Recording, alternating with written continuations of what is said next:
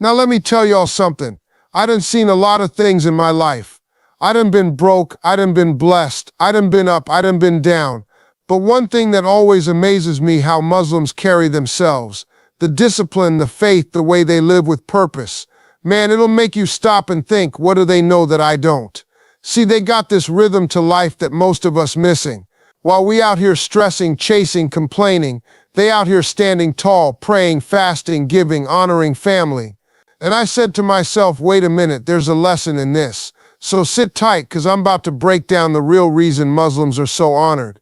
And trust me, you gonna walk away looking at life a whole lot different. Let me tell y'all something, deep down, we ain't just flesh and bones, we're spirit, we're soul. And when your spirit gets in line with truth, man, everything else follows. That's why Muslims carry themselves the way they do. It ain't about being popular. It ain't about chasing power. Truth got this kind of gravity to it. You get close, you can feel it pulling on you. And the longer you sit with it, the more you realize this ain't just about respecting somebody's culture or admiring somebody's habits. This is soul-level recognition. It's like when you see something eternal, something solid that ain't trying to impress you, ain't begging for attention. That's what Islam feels like. It don't run after validation, it just sits there strong as a mountain. And we living in a world where folks switch their identity every other day, don't know how to process that kind of stillness. But Muslims, they know who they are, and that right there, that's a blessing. See, the thing about Muslims, they ain't out here making up who they are day by day. They got an inheritance. This thing been handed down, preserved, and protected for centuries. You can feel that weight in how they talk, how they walk, even in the way they pray. It ain't arrogance, it's inheritance. That stability hits different. It makes you stop and look at your own life like, what in the world have I been chasing? Because when you see somebody grounded like that, it makes you question your own foundation. That's why folks feel that pull. Because when something is handed from generation to generation, sealed with history, man, it don't shake easy. That's why they walk different. That's why they pray different. That's why even in silence, they ain't empty. They rooted, and it makes the rest of us wonder if we've been running after air while they've been holding on to stone. Now listen, I know that sounds like a paradox. How in the world can submission be freedom? But Muslims live it. When you submit to the Creator, you stop being a slave to creation. You stop chasing what people think of you. You stop getting lost in trends. You're rooted. And that kind of liberation, man, you can see it in their eyes, especially the elders. I've sat with old Muslim men and women who done lived hard lives, refugees, workers, immigrants. They done seen pain, they done buried loved ones, they done struggled, but they sit there with this peace in their eyes, not the fake peace, not the temporary kind. I'm talking about that deep down peace that says, I've been through storms, but I know where I'm going. That's powerful, that's rare, that's sacred, and you can't buy that kind of peace. You can only get it from knowing your foundation is unshakable. Man, let me tell you something. In today's world, folks can't even keep up with their New Year's resolutions past February. But Muslims, 5 times a day, every single day, they stop what they're doing and pray. That's discipline on a whole other level. And it don't matter where they are, office, airport, living room, side of the road, they'll find a corner, lay that mat down and say, hold up, God comes first. Now imagine living in a world that noisy, that distracting, where everybody's chasing something 24/7, but you still got the strength to hit pause and reconnect with your Creator. That ain't weakness, that's real power. And you know what else? It humbles you. 5 times a day you bow down, forehead to the ground, like I'm not the boss, I'm not the center of the universe. That's a rhythm that shapes your whole life. It keeps you balanced, keeps you grounded. And honestly, watching folks stop everything to honor God, it makes you respect the commitment. 'Cause most of us, we too busy trying to be God. They out here remembering who's actually in charge. Now y'all ever tried skipping lunch and still acting nice? That's tough, but Muslims do it for a whole month during Ramadan. Sun up to sundown, no food, no drink. And I don't mean no Starbucks, I mean not even a sip of water. And instead of complaining, they walk around grateful. You know why? 'Cause fasting ain't just about hunger, it's about control. If you can tell your body no when it's screaming at you, then you can tell your ego no when it tries to drag you into trouble. That's self-mastery. And it shows. After 30 days of that discipline, they come out softer in the heart but sharper in the spirit. Most of us, we can't even put our phones down for 30 minutes without twitching. But Muslims, they train their souls like athletes.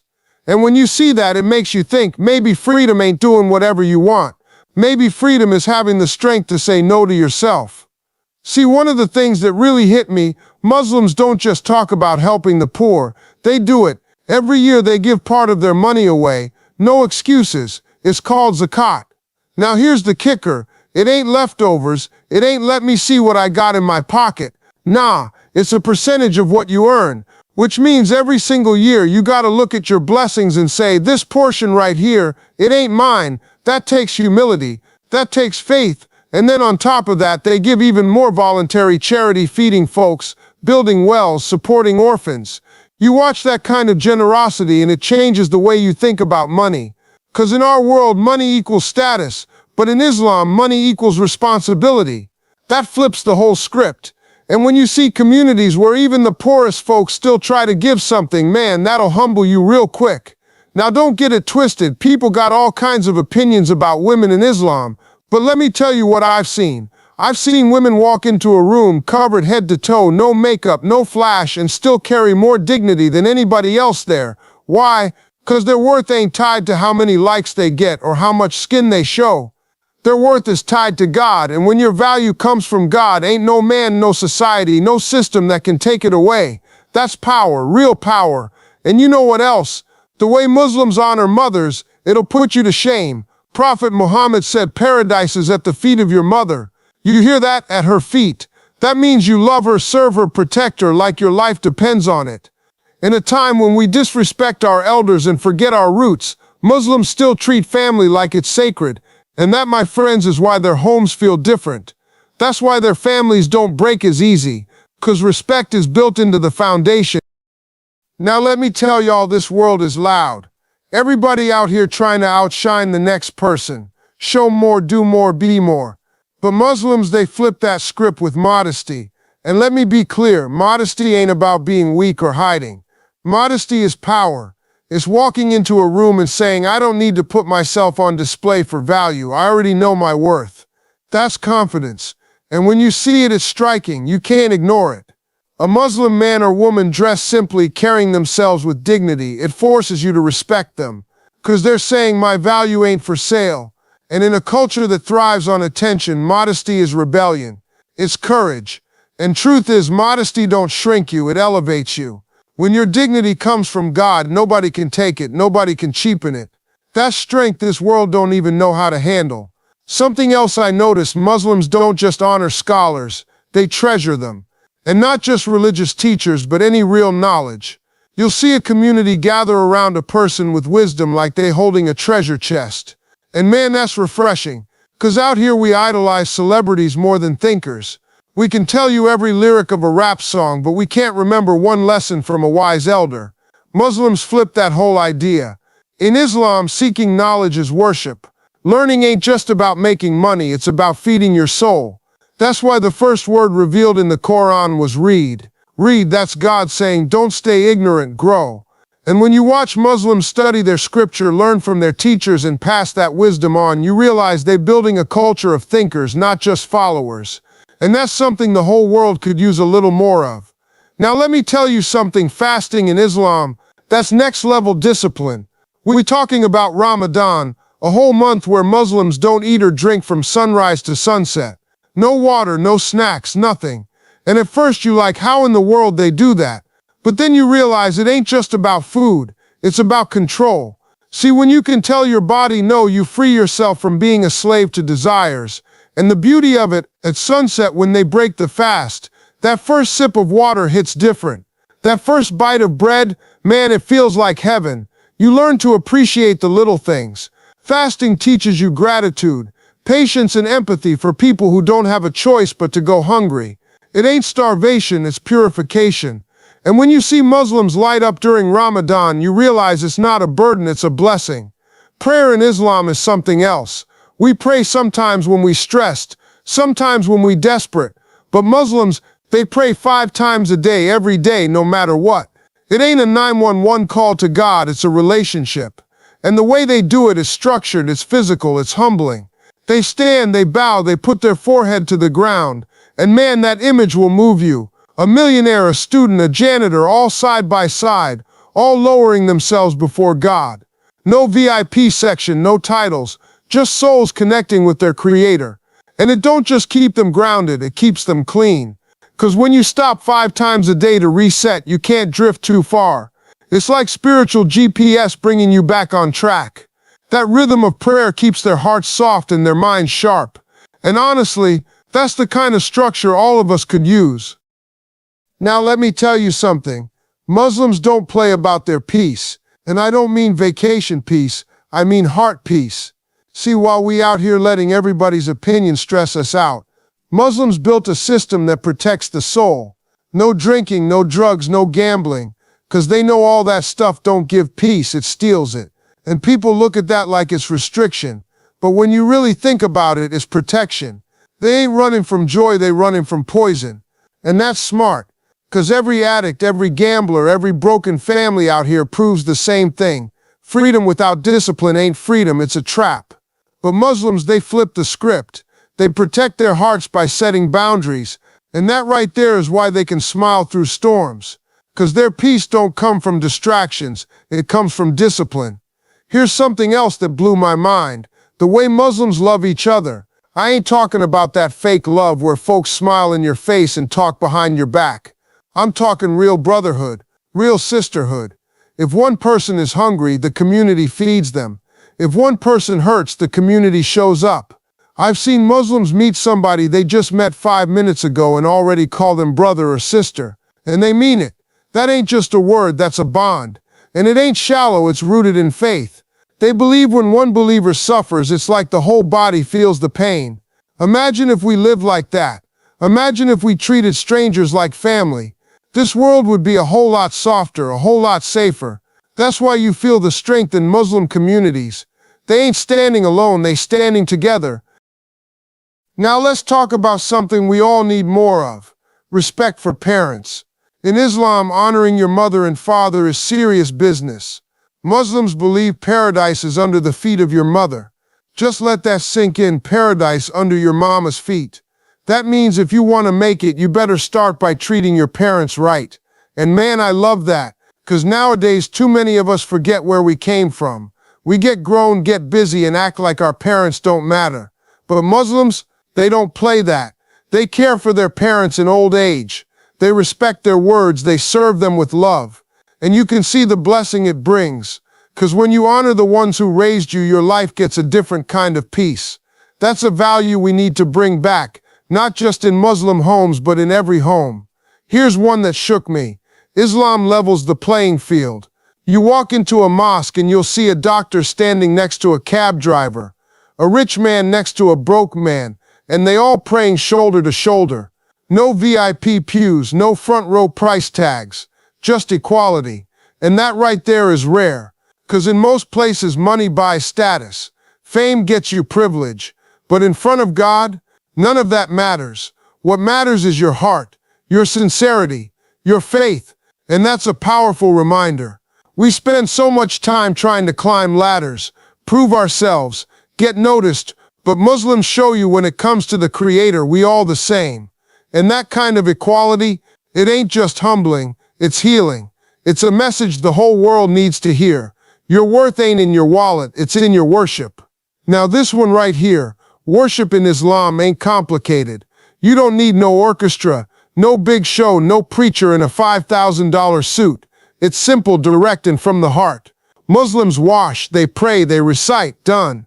And I respect that, 'cause sometimes we get caught up thinking we need bells and whistles to connect with God. But Muslims remind you, it ain't about the performance, it's about sincerity. You don't need fancy words. You don't need a crowd to clap for you. You just need honesty with your Creator. And the beauty of it, that simplicity makes it accessible to everybody. Rich, poor, educated, uneducated. It don't matter. The path is the same. And man, when you see that kind of worship, it humbles you. It makes you realize God don't want your show. He wants your heart. And Islam keeps it stripped down to what matters most. Now, y'all know we live in an ego-driven world. Everybody out here trying to be the biggest, the loudest, the most important. Social media got us chasing likes like they rent money, but Muslims, they build humility right into their lifestyle. You see it in prayer when they bow and put their forehead on the ground. That's saying, I ain't too big to submit. And that's deep, because ego is dangerous. It blinds you, it isolates you, it destroys relationships. Humility, though, that's strength. And Islam teaches humility not as weakness, but as balance. You can still strive, still achieve, still succeed, but you remember who gave it to you. That keeps your blessings from becoming your downfall. And let me tell you, when you see a humble person, it's attractive. It draws you in. And Muslims, they shine with that humility in a way that this pride-filled world desperately needs. Now this one right here hits home: gratitude. Muslims are taught to thank God constantly. Wake up, alhamdulillah, thank God. Eat a meal, thank God. Make it home safe, thank God. And you might think, man, that's small stuff. But let me tell you, when you start appreciating little things, your life changes. 'Cause most of us waiting on the big breakthrough before we feel thankful. Muslims don't wait, they live in gratitude daily. And that keeps them joyful even in tough times. 'Cause when you notice blessings, you realize you're richer than you thought. Your health, your breath, your family, your food, that's wealth. And here's the thing, gratitude multiplies blessings. The more thankful you are, the more good comes your way. And Muslims walk in that truth every single day. Gratitude is like fuel, it keeps your soul running strong. Now listen, this world right now, it's holding grudges like trophies. Folks walking around mad for 20 years over something small. But Islam, it flips that. Muslims are reminded that God is Ar-Rahman, Ar-Rahim, the most merciful. And if God can forgive us, who are we not to forgive each other? Now that don't mean you let people walk over you, but it does mean you let go of bitterness, 'cause bitterness eats you alive. Forgiveness frees you. And when you watch Muslims, you'll see mercy in action. Neighbors reconciling, families making peace, whole communities healing. And man, that's powerful. 'Cause at the end of the day, holding on to anger don't hurt the other person, it hurts you. Mercy is strength, not weakness. And Muslims know that the more mercy you give, the more mercy you'll get back from God. Life ain't easy, let's be real. Everybody gonna face storms, loss, failure, heartbreak, sickness. But Muslims got this thing called sabr, patience in hardship. And it ain't just waiting around, it's trusting God while you move forward. And let me tell you, that's strength. 'Cause most folks, when life hits, they fold. They lose hope. But Muslims hold on tighter. They say this pain got purpose. This test gonna bring blessings. And that perspective, that's what keeps them pushing. You ever see somebody go through hell with peace on their face? That's sabr. And it teaches the rest of us that trials don't last forever. Storms run out of rain. And if you hold on, God gonna bring you through. Muslims live that hope, and it's contagious. It makes you believe that no matter what, better days are coming. Now here we are, the big one. At the end of the day, Muslims believe their purpose is to worship God and live righteous. That's it. Simple but powerful. And let me tell you, when you got purpose, you got direction. Too many people out here lost because they don't know why they alive. They chasing money, fame, pleasure, but none of it fills the hole inside. Muslims don't wander like that. They know who they belong to and where they headed. And that kind of clarity, that's freedom. It keeps you grounded in a world full of confusion. And here's the kicker. Their purpose ain't just about praying. It's about living right. Treating people well, being honest, helping others, striving to leave the world better. That's a legacy worth chasing. And that's why Muslims walk with dignity. They know their ultimate why. And man, when you see that, it makes you stop and think about your own purpose. Now listen, y'all, after everything we just talked about, you can see real clear why Muslims walk with honor. It ain't about money. It ain't about status. It ain't about showing off. It's about discipline, gratitude, family, mercy, faith, and purpose. And let me tell you something, those ain't just Muslim values. Those are human values. Anybody can learn from this. See, at the end of the day, life ain't measured by what you stack up in your bank account. It's measured by the legacy you leave, the people you helped, the respect you showed, and the faith you held on to when life got tough. And that's why Muslims are honored, because they living every single day with intention, humility, and love for God. So if you take one thing away from this, let it be this. No matter who you are, no matter where you're from, live with purpose, stay humble, and be grateful. 'Cause when you do that, you ain't just surviving, you thriving. And that's the real win in life.